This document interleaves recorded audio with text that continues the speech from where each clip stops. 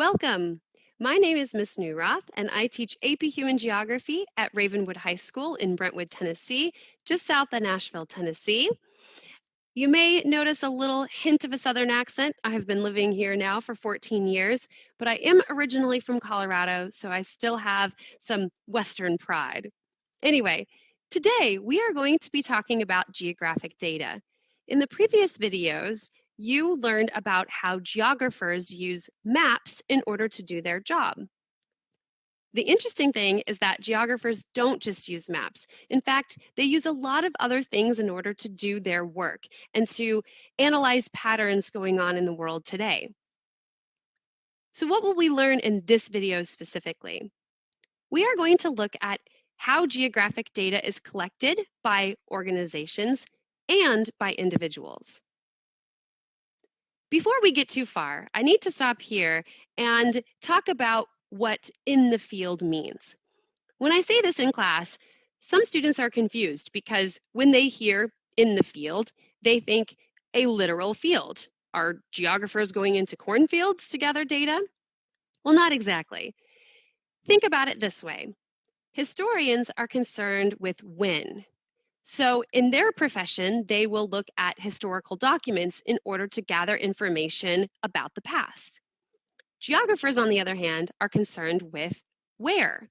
So geographers will actually have to go out into the world to gather information to analyze the patterns that they're trying to explain. So what kind of organizations will gather this geographic data in the field? You may have governments gathering that information. You may have private companies doing this, or even research institutions and universities. Let's take a look at an example of this. For instance, the United States government will gather data about all of the people living in the country every 10 years. This is the census. People may respond to the census by speaking with a census worker. They may be responding by phone or by email or even through the internet. The government is gathering data like how many people live in a household, the ages of those people, and even things like household income. All of this information gives the government powerful data about what's happening in the country. Geographers will use this census data when trying to understand a place.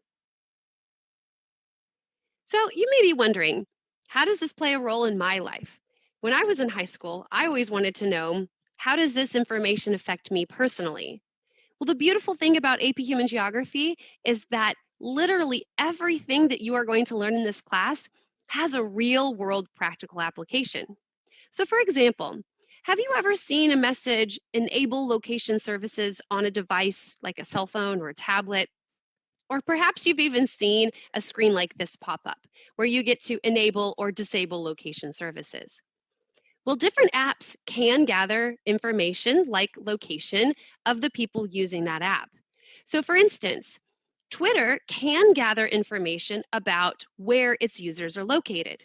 So if in a particular part of the country, a tweet from a politician gets a whole lot of likes or retweets, then that politician would be able to see that they are particularly popular in a certain place. So that would be geographic data gathered by a company. You may have companies gathering information about you and your geographic data without even realizing it, just by having some kind of device like a phone or a tablet. That brings us to, how might individuals gather data? Individuals may do field observation through things like drawing maps. This is one of the oldest forms of geographic data collection. When people went out to explore a new area and they drew a map of what they saw, that's geographic data collection. If they took notes about that journey and wrote those things down, that would also be considered geographic data collection. When they were observing that place, if they counted or measured things like how many people lived there or what kind of vegetation they saw there, again, that would be geographic data collection. My personal favorite form of gathering data as an individual would be through interviewing local people. I try to do this every time I travel because I find that this is one of the best ways to learn about a new place, by hearing from someone who lives there. So, what should you take away from today? I hope that if you take just one thing away from this, it's that while maps are very important to geographers, there is there are so many ways to gather geographic information. Individuals do this, and so do organizations. So I always like to tell my students that geography is about so much more than maps. Thank you for joining, and remember, geography is everywhere, so keep an eye out. Welcome, I'm Miss Newroth, and now we are going to be talking about geographic data, specifically the new technologies available today that make it even easier for geographers to gather information about our world. What are you going to learn in this video?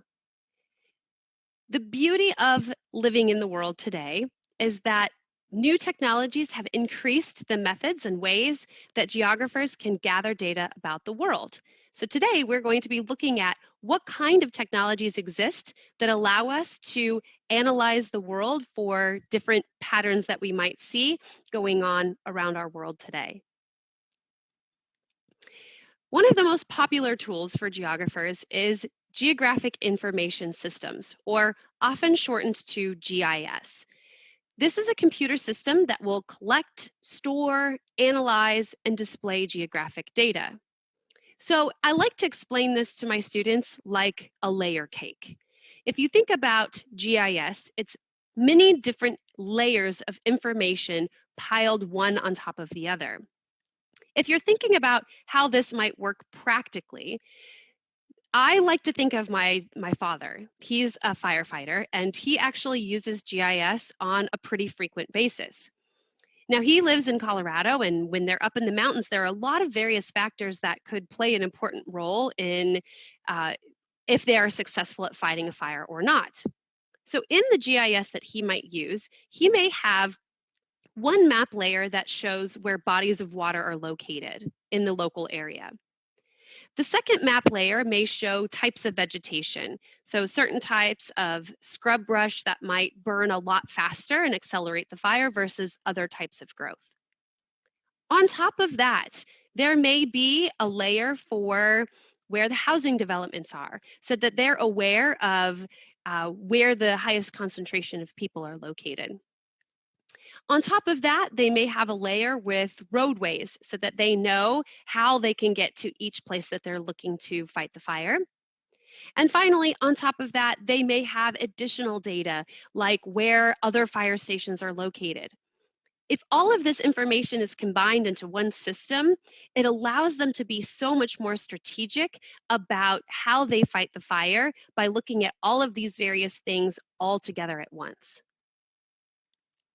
Let's take a look at another example. Here we have a captain who is out in the Arctic Ocean, and you can see that this captain has a series of monitors in front of him, and he's using these maps and these monitors to analyze things like ocean depth, temperature, and even the location of other vessels nearby, among many other things. This GIS in this computer format here allows him to make sure that his vessel is safe and also allows him to monitor what might be going on around the vessel. Let's practice. I always think it's important to make sure that we are thinking about how this information applies to our own lives because honestly, if we can't see how it applies, sometimes it's hard to think about why it might be important to know this information. So I want you to take a moment to think about if you had GIS available with layer upon layer of geographic information that you could use to help you solve a problem in your local area, what kind of information would you want to have? So let's say maybe you're trying to solve the problem of trash in a local waterway, or there's an intersection near your house that always seems to be terribly congested with traffic, or any other problem you can think of. What kind of map layers may help you solve that problem? On to another type of geographic technology. Remote sensing is another popular form of new technology that geographers are using to gather information about our Earth. Now, the cool thing about this is that this is Earth gathered from space by satellites. Those satellites will gather information taking detailed scans of the Earth's surface. So you can think of this like going to the grocery store and scanning a barcode. In a similar way, those satellites are scanning the Earth to gather information. Now, this information can be very powerful because it can help geographers analyze things like urban sprawl. They can compare where areas of cities have grown out and compare that data over time. It may even help them analyze where droughts are occurring. They can see from space where waterways have dried up or where the earth has become salinated because the water has all evaporated. You can even take a look at how land is being used for different kinds of agriculture. From space, they can actually analyze whether a field is growing corn or whether it's growing watermelons, for instance. And that gives us information about what agriculture is grown where. Another great tool that geographers use that you might be familiar with is satellite navigation systems. So if you've ever been in a vehicle or used a phone or device to get a GPS location and used that device to help you get from point A to point B, you're using satellite navigation systems. These systems provide precise latitude and longitude coordinates to help us get from point A to point B, or even to help us locate very specific things that we want to document for later use.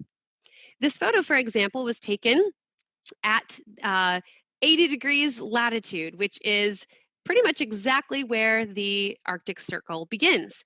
So in this photo we took, we were documenting the fact that we made it to the Arctic Circle. Finally, you'll see geographers using online mapping and visualization to help them analyze geographic data. So governments, private companies, and research institutions may actually publish the data that they gather for the public to use. So for instance, the students that you see here in this photo are analyzing geographic information systems and online mapping to take a look at the island of Svalbard, which is in the Arctic. They are looking at different map layers that show things like sea ice coverage, where polar bear habitats are located, and even where human settlements are. They can look at this information to gather information and draw conclusions about what might be happening in Svalbard. So what should you take away from this video today? There are exciting new things happening in geography every day. As new technologies develop, it provides more sophisticated ways for geographers to analyze the world around them and may even help them find previously unseen or unstudied geographic patterns. They can do this through technology like GIS, remote sensing, satellite navigation systems, and even online mapping and visualization tools.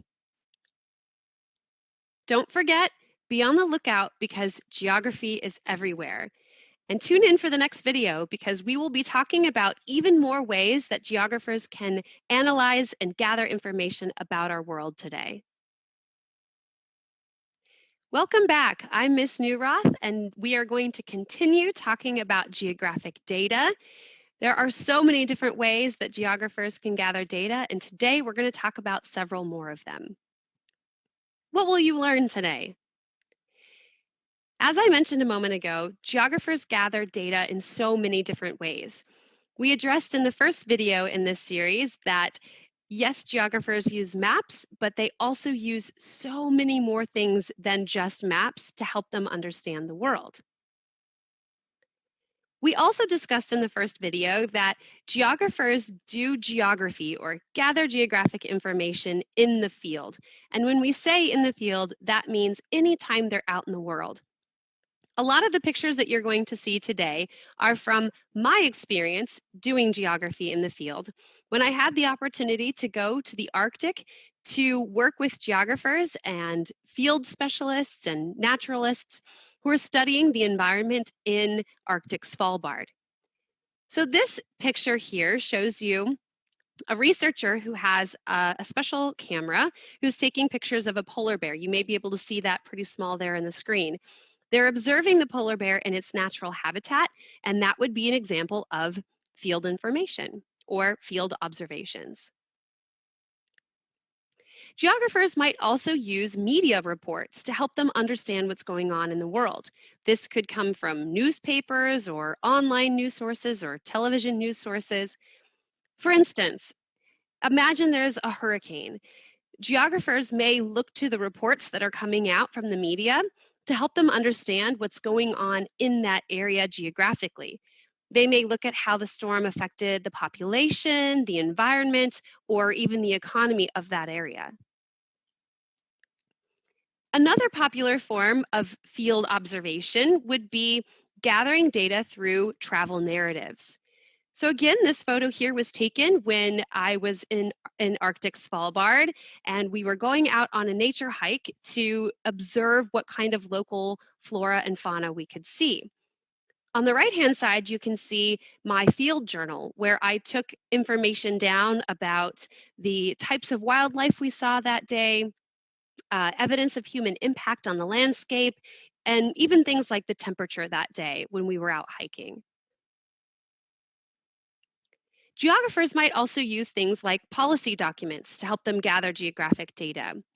For example, the Great American Outdoors Act, which was passed by Congress in the United States, has established a special fund for projects at national parks. So geographers may look at this legislation to help them understand what might be coming in the future as it pertains to things like land conservation. As I mentioned in the previous video, one of my favorite ways to gather information in the field is through personal interviews. Now, this may be through things like interviewing local people in a town that you've never been to, or in this case here, this specialist had a degree in biology and knew a whole lot about birds in the local Arctic area. So she was being interviewed to share about her knowledge and expertise about where we might find certain bird species and how many we might expect to see while there. Another important thing that geographers do would be landscape analysis.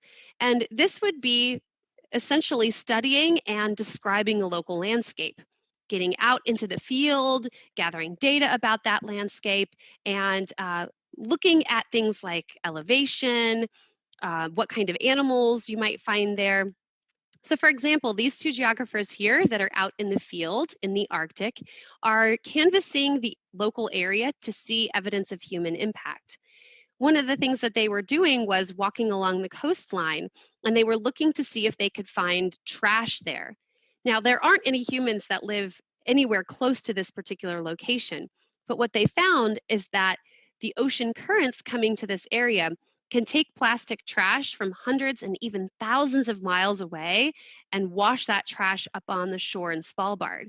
So they were taking a look at how places very far away can have an impact on a local environment, and that is landscape analysis. One of my favorite ways to try to understand a place is to do photographic interpretation. And I'm going to do a little practice here with you today that I typically do in my classroom when I teach my students how to really analyze a photograph to gather important information about a place. Now, this photograph could be taken just like this one I took here, or it could even be aerial photography taken with a professional photographer from a plane, for example. So let's do a little practice here together today. Let's zoom into the picture that you saw on the previous slide and see if we can analyze this photograph to try to understand more about this local area. Now, when I do this in my class, I tell my students it's sort of like being a crime scene investigator, only you're not obviously observing a crime scene here, you're observing a geography scene. So think of yourselves not as CSIs today, but of GSIs, your geography scene investigator. Now, if I gave you this landscape, I would have you look to see if you can find any clues that might help you figure out what you're looking at, what might be important to the people living here. So for instance, you might notice that there's a big green open space.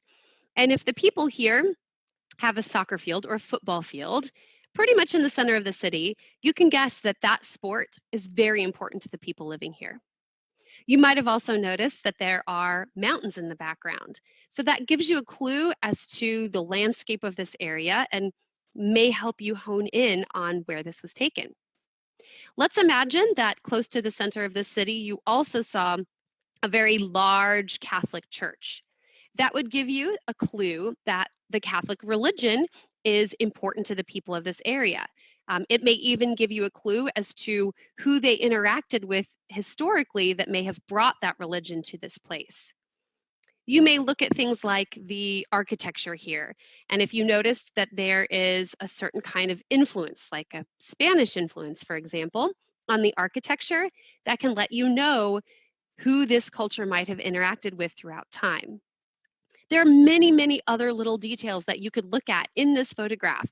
Maybe looking at the level of development here by looking at how sophisticated the structures are that you're looking at. There are a lot of little nuances that you could find. And you might be wondering to yourself, okay, where is this photo taken? You might even have a guess in your mind. Well, if you guessed somewhere in Latin America, you're on the right track. And if you guessed the country of Peru, you're getting even closer. In fact, this photo was taken of Cusco, Peru, which is at about close to 10 or 11,000 feet up in the mountains there. A place that does have influence from Spain, that does enjoy a good soccer or football match, and has many of those characteristics that I mentioned before. So when you get really good at photographic interpretation, you can gather a lot of geographic data about a local area from just one snapshot. Having said that, think about what you should take away from this lesson today. As we've been talking about over the last three videos, there are so many ways beyond just maps that geographers can gather geographic data about the world, which is why I always say, keep an eye out because geography is everywhere. Thanks for joining, and be sure to tune in because we have more videos coming that will talk about the power of geographic data today, not only what we can gather, but then what we can do with that information.